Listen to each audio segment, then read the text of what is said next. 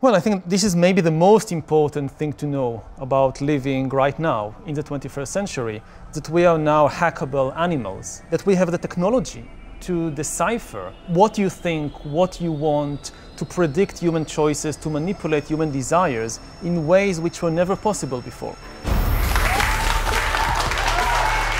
Hey everybody, welcome to Impact Theory. Our goal with this show and company is to introduce you to the people and ideas that will help you actually execute on your dreams.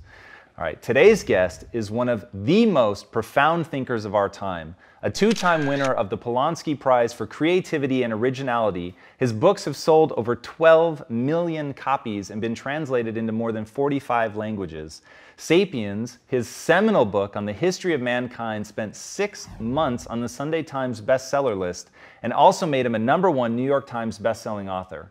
His work has been recommended by countless luminaries, including Bill Gates, Richard Branson, Mark Zuckerberg, and Barack Obama. He's won a litany of awards, including the Society for Military History's Mankato Award for Outstanding Articles on Military History, and the 2017 Handelsblatt's German Economic Book Award for the most thoughtful and influential economic book of the year. Additionally, he's one of the most sought-after and influential speakers in the world. He's given multiple TED Talks on hot-button issues relating to the human race, and in 2018, he was invited to give the main stage keynote speech on the future of humanity at the World Economic Forum annual meeting in Davos. He has a PhD from Oxford, is a tenured history professor at the Hebrew University of Jerusalem, and in addition to his many books, he's also written for such prestigious global outlets as the Financial Times, the New York Times, the Wall Street Journal, and the Guardian. So please, help me in welcoming the man who does a yearly 60-day silent Vipassana meditation retreat, the best-selling author of 21 Lessons for the 21st Century, Yuval Noah Harari. Welcome, man. Good to have you on the show. Thank you. It's good to be here. Dude, very excited. So I've been obsessively reading your books since Sapiens came out and just really, really blown away. And behind the scenes, there's a guy here named Chase somewhere who you will have to meet today, who has just been an absolute champion for your books internally because of the way that you really frame the historical and where we're going in a way that becomes very accessible for today and who we are. And that, I think, is the cool nexus of 21 Lessons, is that you're really attacking how does this all make sense? How is the past inform where we are, and how does where we are today inform where we're actually going to go? And as a company that's making fiction content and dealing in sci-fi and things like that, these ideas are really, really important to us for creating guides on how to be, essentially. And the idea that I wanted to start with is your notion of some of the things that are happening technologically become a little bit dangerous because you can hack a human. And if you could explain what you mean by hacking a human, and then how do we end up hacking ourselves in a positive way?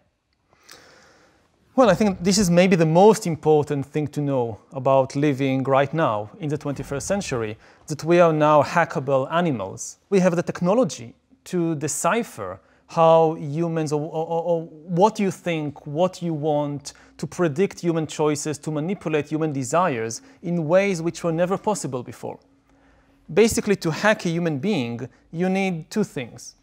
You need a lot of data, especially biometric data. Not just about where you go and what you buy, but what is happening inside your body and inside your brain. And secondly, you need a lot of computing power to make sense of all that data. Now, previously in history, this was never possible. Nobody had enough data and enough computing power to hack human beings.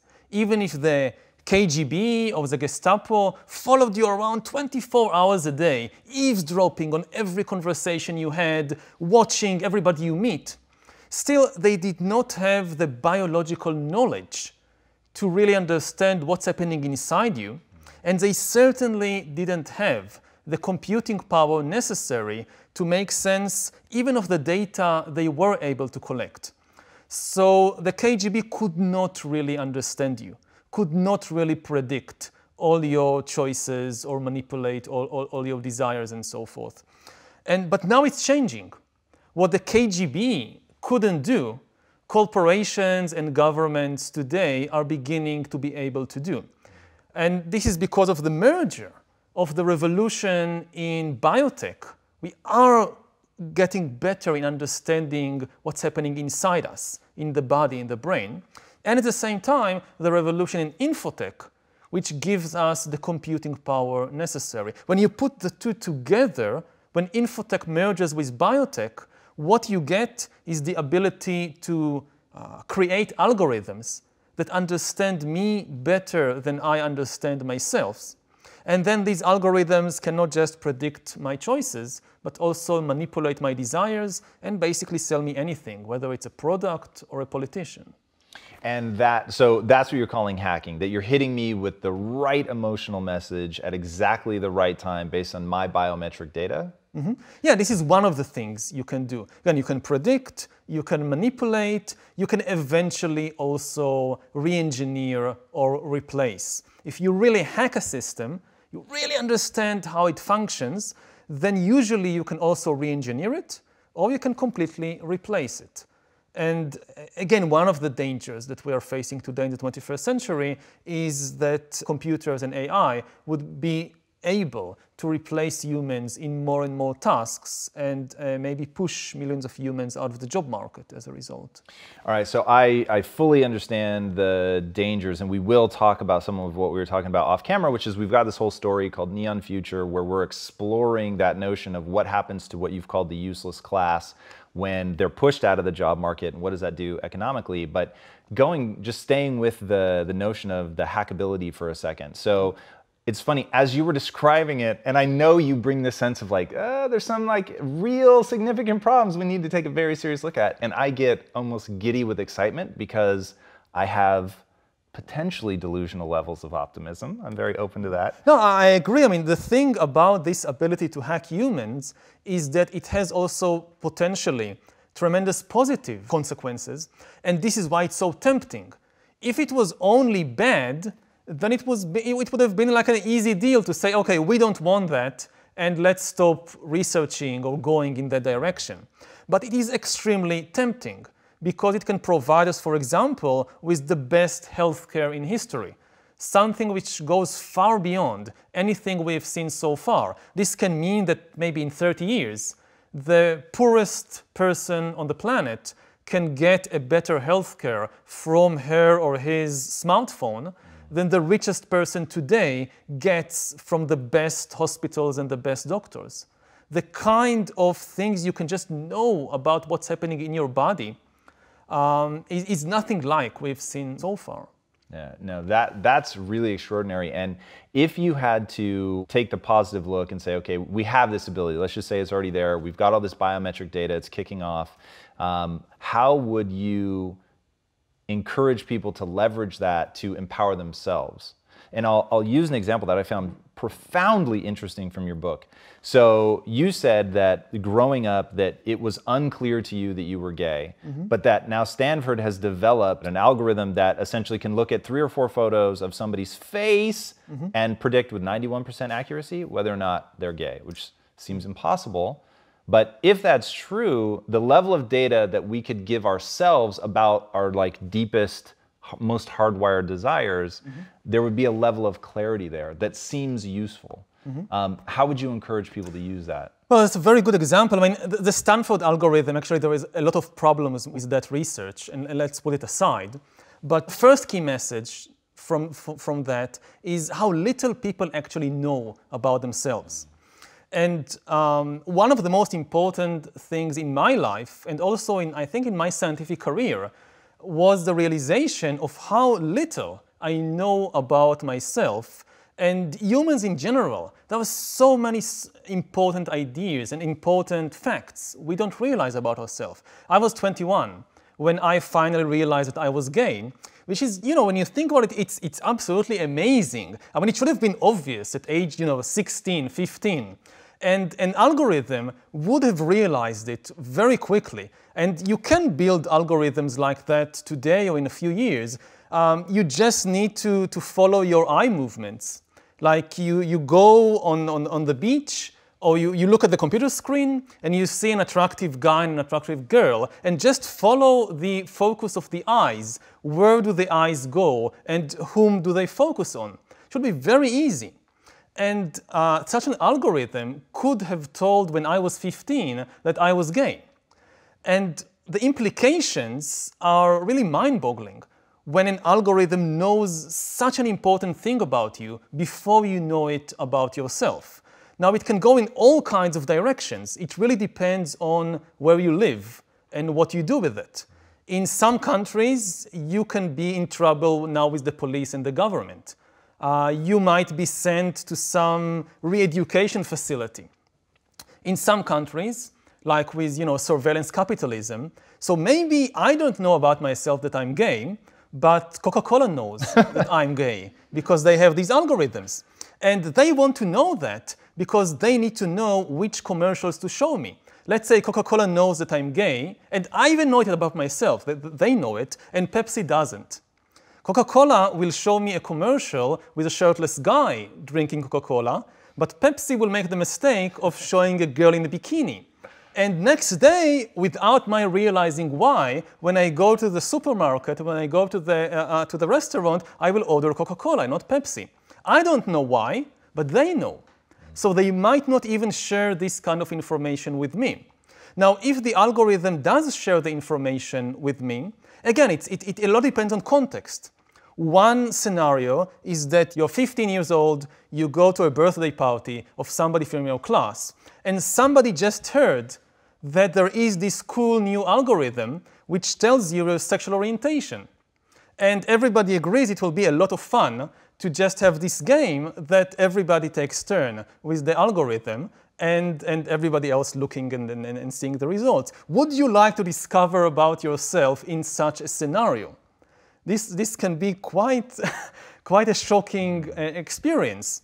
Okay, but even if it's done in like complete privacy, it's a very deep philosophical question. What does it mean to discover something like that about yourself from an algorithm? What does it mean about human life, about human identity? We have very little experience with these kinds of things. From very ancient times, all the philosophers and saints and sages tell people to get to know yourself better. It's one of maybe the most important thing in life is to get to know yourself better. But for all of history, this was a process of self-exploration, which you did through things like meditation and maybe sports and maybe art and contemplation and all these things. What does it mean when the process of self-exploration is being outsourced to a big data algorithm? Again, the philosophical implications are quite mind-boggling. It's interesting. So let's talk about that. So the implications, you're outsourcing, the self-discovery process. To me, that sounds so profoundly useful because all day the people that write into me, they're asking basically one essential question. How do I find the thing that I love? Because I tell people, you need to develop a passion in your life. I don't think you find it. I think you develop it. But they need to start from an area of real interest. It needs to be actually something that at a hardwiring level, they get that response. So their next question is like, how, right? How do I get into that? How do I discover the thing that triggers me like that? And if I discover it, then how do I develop it into a passion? If you had an algorithm, something that were able to use the more manipulative techniques that you were talking about that Coca-Cola is doing or whatever, but give it to you in a way that can move you in a desired direction. So I'll give you a specific example that you give in the book. So talking about how, let's say there was an algorithm that knew you'd just broken up with somebody, knew that you were in the grips of heartache, because they're reading your biometrics. Yeah, they're watching your heart. In fact, give it to us. That example that you put. So the biometrics, they're reading you. It's the song. It knows what songs to pick. Yeah, I mean, something as simple as choosing music. So you were just dumped by your boyfriend or girlfriend, and the algorithm that controls the music that you listen to chooses the songs that are the best fit for your current mental state. And of course, this brings up the question of what is the matrix? What do you actually want from the music? Do you want the music to uplift you? Or do you want the music to kind of connect you to the deepest level of sadness and depression? And ultimately, we can say that the algorithm can follow different kinds of instructions. If you know what kind of emotional state you want to be in, you can just tell the algorithm what you want and it will do it. If you're not sure, you can tell the algorithm, follow the recommendation of the best psychologist today. So let's say you have the 5 stages of grief. So, okay, walk me with music through these 5 stages of grief. And the algorithm can do that better than any human DJ. And what we really need to understand in this regard is that what music and most of art plays on, in the end, is the human biochemical system. At least according to the dominant view of art in the modern Western world. We had different views in different cultures, but in the modern Western world, the idea of art is that art is above all about inspiring human emotions. It doesn't necessarily have to be joy. Great art can inspire also sadness, can inspire anger, can inspire fear. It can be a whole palette of emotional states, but art is about inspiring human emotions. So the instrument artists play on, and whether it's musicians or poets or movie makers, they're actually playing on the Homo sapiens biochemical system. And we might reach a point quite soon when an algorithm knows this instrument better than any human artist. A movie or a poem or a song that will not move you, that will not inspire you, might inspire me. And something that will inspire me in one situation might not inspire me in another situation. And as time goes on and the algorithm gathers more and more data about me, it will become more and more accurate in reading my biochemical system and knowing how to play on it as if it was a piano. Like, okay, you want joy? Pfft, I press this button and out comes the perfect song, the only song in the world that can actually make me joyful right now. That's so interesting to me. All right, so right now, real world, you can snap your fingers and you can have one algorithm that's tied to one biochemical process. In your life for real, what would you want to monitor and get that feedback on? Now, that's easy. I mean, healthcare. If there is like something seriously wrong in my body that I don't know about, like, I don't know, cancer or something, I would like the algorithm to find that out. I don't want to wait until, I mean, the usual process is that it has to go through your own mind. You can't outsource it. I mean, today, when you need to diagnose cancer, there are exceptions, but in most cases, there is a crucial moment when you feel something is wrong in my body. And you go to this doctor and that doctor and you do this test and that test until they finally realize, okay, we just discovered you have cancer in your liver or whatever. But because it relies on your own feelings, in this case, feelings of pain, very often it's quite late in the process. By the time you start feeling pain, usually the cancer has spread. And maybe it's not too late, but it's going to be expensive and painful and problematic to treat it. But if we can, outsource this, don't go through the mind, through my feelings. I want an algorithm that with biometric sensors is monitoring my health 24 hours a day without my being aware of it. It can potentially discover this liver cancer when it is just just a few cells are beginning to split and to spread.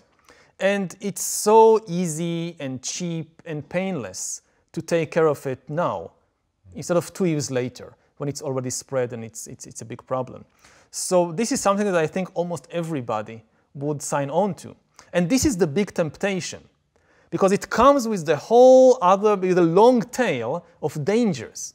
I mean, this algorithm, the healthcare system, knows almost everything about you. So one of the biggest battles in the 21st century is likely to be between privacy and health. And I guess that health is going to win.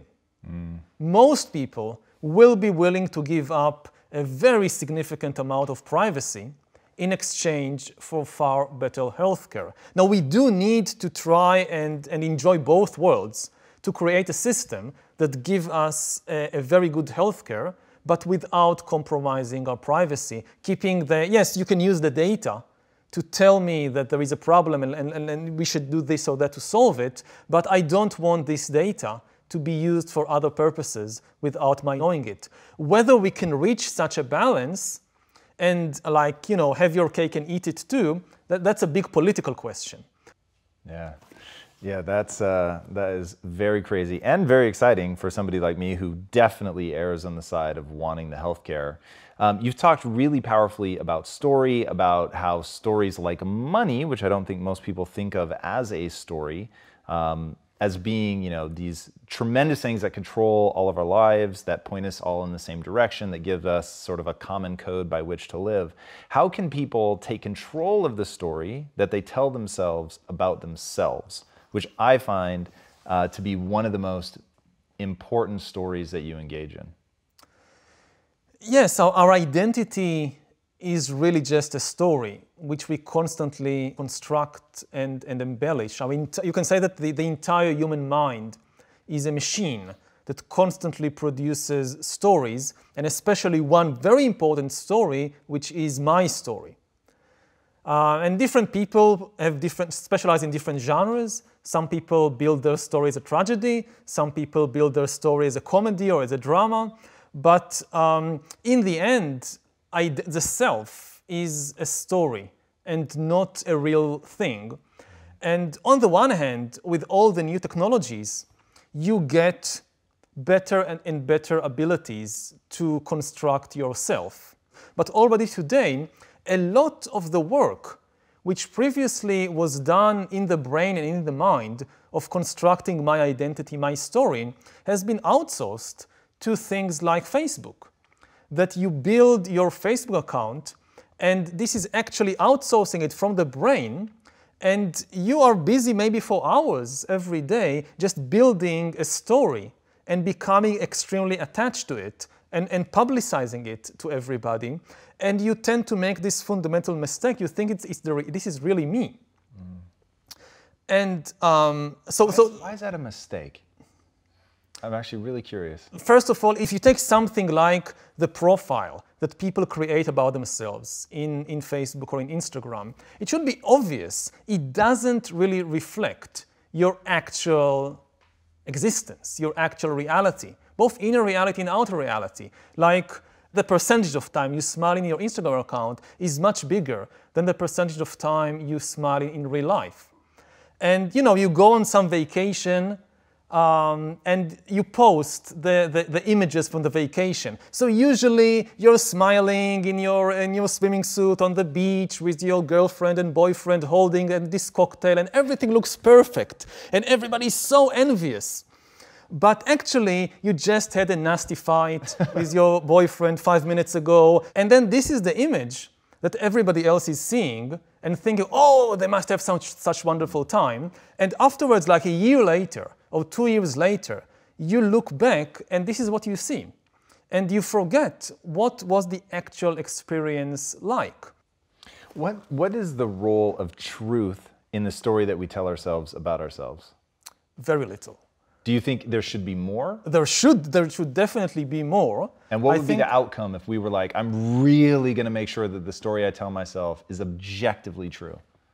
It's going to be very, very painful and difficult. I think it is worth the effort, but it's just very difficult. We constantly edit this story, just like the news on TV are edited, and just like, you know, it's a bit like making a movie. Like you watch the movie in the cinema, and everything is so seamless. Like, yeah, this is the story, it flows. And then when you actually see how a movie is produced, this is insane. Like, you have this tiny bit of a scene, you repeat it 50 times, and sometimes, you know, you shoot this scene 2 comes after scene 1, but actually it was filmed long before that. So sometimes you film the breakup of the lovers before you film the first meeting for all kinds of schedule reasons and locations. So the end result is completely seamless and perfect, but it is actually made up from all these tiny disconnected bits that have been, you know, this is from here and this is from there, and we somehow glue it together, and it looks good. And it's the same with the story of our life. It's all kinds of bits and pieces, and only when you tell it to yourself or to somebody else, it kind of makes sense. The cost of trying to stick with the reality as it is very, very high.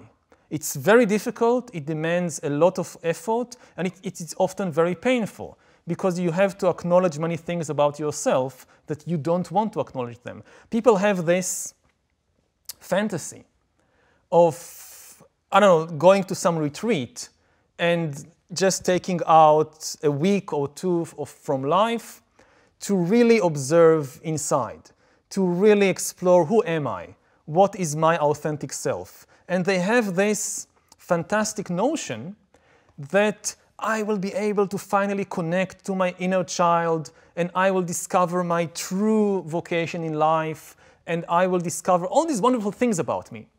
And when you actually do it, the first thing you usually encounter is all the things you don't want to know about yourself.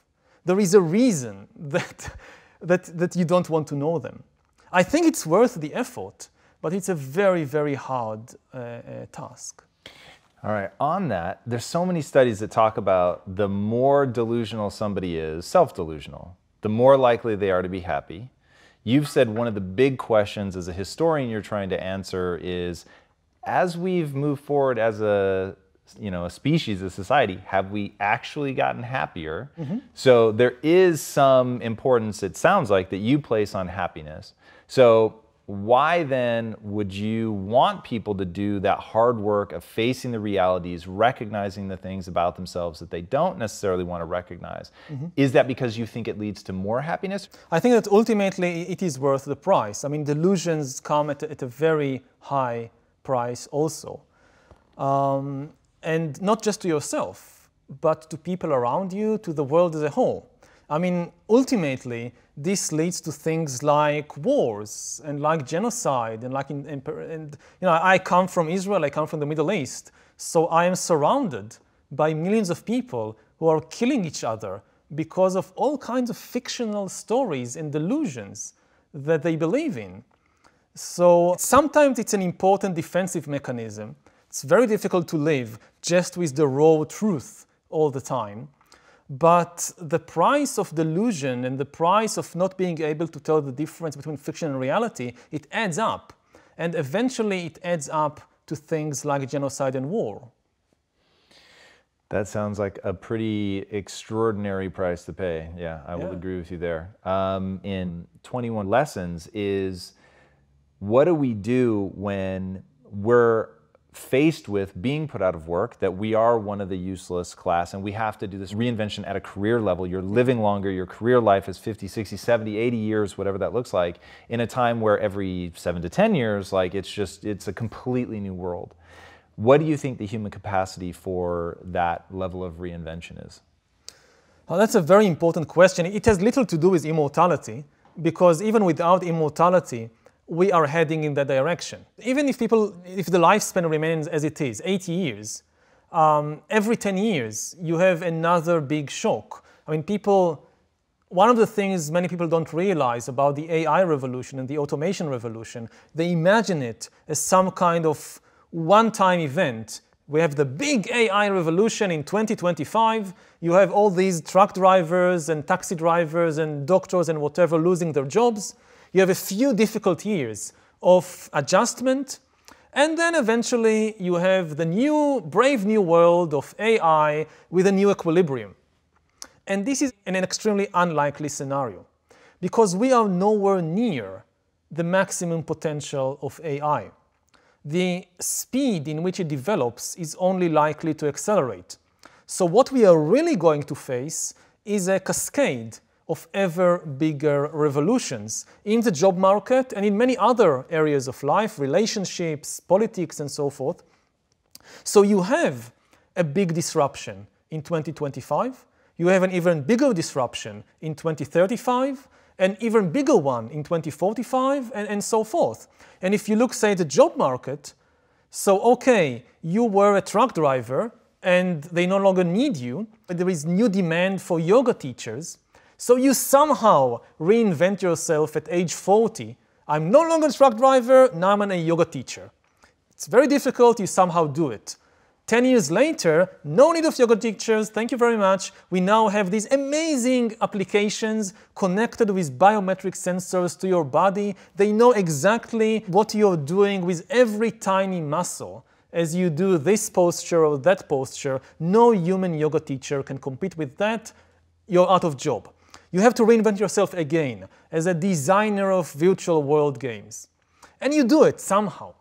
But 10 years later, you have to do it again, because this too has now been automated. And even if you get support from the government and there is all these education for adult system, the really big question is, again, it's psychological. Do we as human beings have the mental stability and the emotional intelligence necessary to reinvent ourselves repeatedly? And, you know, when you're 20, what you're doing is basically to reinvent yourself or to invent yourself for the first time. And it is very difficult. When you're 30, it's even more difficult, but you somehow do it. But when you get to be 40, 50, 60, it becomes more and more difficult. You have more to let go of. I've invested so much in building this career, this personality, these skills. To give it all up and start again from anew, it's so difficult. So I don't know whether we can do it. Yeah, that is the question that I think we'll ultimately be forced to answer. And that brings me to education. So what do you think that if we're talking to somebody who's 18 right now, they're trying to decide, do I go to college, yes or no? Mm-hmm. Should they go to college? And if they go to college, what should they be studying? It's a very difficult question. The first thing they should realize is that nobody really knows. Nobody really knows how the job market would look like in 2040. Sure. So they should be suspicious of all these kinds of advices by people who pretend that they know what the job market would need in 20 years. The best investment, I would say, is in emotional intelligence and in mental balance and these kinds of skills of how to keep changing throughout your life, how to keep learning throughout your life. Now, how do you learn that? That's very, very difficult. We don't have a college degree in mental flexibility. But these are the most important tools.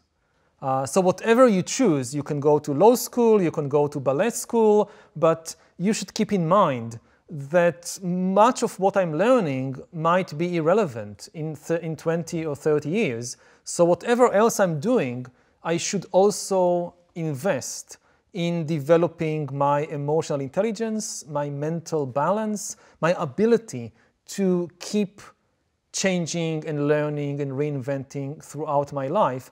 So maybe to give an image or a metaphor, if in the past education was like building a stone house with very deep foundations, now I would say that education is more like constructing a tent that you can fold up and move to another location very quickly and easily. That's a great analogy. So given that it's so hard to predict the future, you've talked a lot about the power of science fiction writers. Walk us through that. What is the role that a science fiction writer can play, or storyteller, filmmaker, whatever the case may be? Our lives in the 21st century, more than anything else, are going to be new technologies, especially AI and biotechnology. And most people, their understanding of these technologies and their potential for good or for bad, it really comes from science fiction. The political system so far has done an awful job in understanding and preparing us for these kinds of developments. There is almost no talk in the political arena about AI and biotechnology. The scientific community is, of course, very deeply engaged with it, but most people don't read articles in Science or Nature, and even if they tried, it would be very difficult for them to understand the professional jargon and all the statistics and so forth. So most people actually get their education about what's coming from science fiction. And this means, at least I think so, that science fiction is now the most important artistic genre, and it should also be the most responsible. And one of the problems with science fiction is that so far it has done a so-so job. Some novels and TV series and films are really amazing in the way they explore what could happen, ranging like some of my favorites are, my all-time favorite is Brave New World by Aldous Huxley, which was written back in the early 1930s, and I think is the most prophetic and profound. I totally understand. All right, so before I ask my last question, tell these guys where they can find you online. I have a website, ynharari.com, and they can find me on Facebook and Instagram and Twitter and all the usual places. Awesome. My last question is, what is the impact that you want to have on the world? I want to bring more clarity to the public conversation on what's happening in the world. I think that too much of the public discussion is focused either on the wrong issues or is extremely confused and unclear. And people are flooded by enormous amounts of information which they don't know how to make sense of.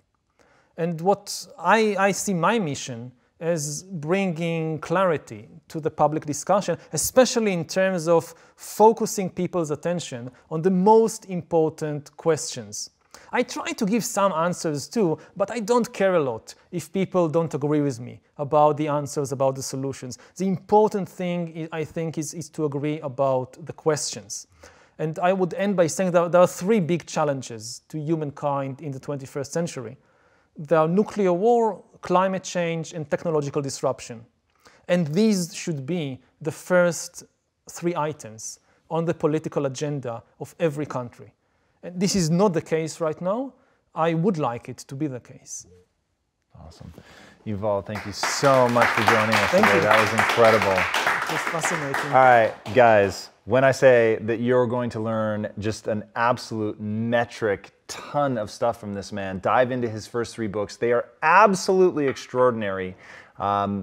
You will learn so much about where we've come from, where we're going, and where we are today, that it will give you the ability to look at yourself in a totally new way, to understand yourself, not even just at the operating system level, but like at the kernel level. It was so fascinating to see him walk us through that entire lineage.